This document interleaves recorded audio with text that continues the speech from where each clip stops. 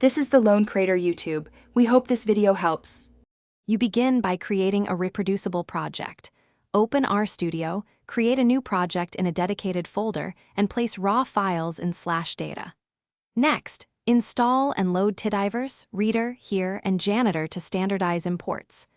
Once done, set a consistent working directory with Here and run session info to confirm versions. You do this because consistent environment and package versions prevent mysterious errors later and make scripts portable across machines.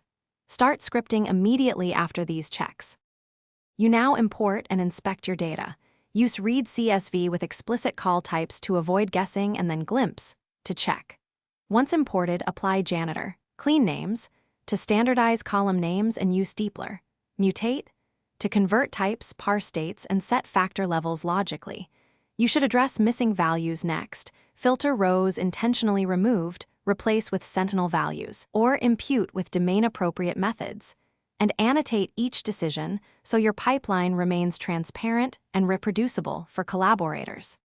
You perform analysis by creating tidy summary tables with group by and summarize, calculating means, counts, and confidence intervals where needed.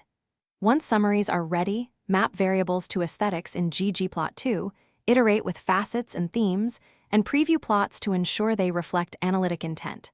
Save process data as RDS and export figures as PNG or PDF.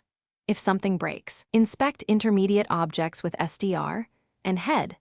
Restart a clean R session and run sections incrementally to isolate the failing. Thanks for watching.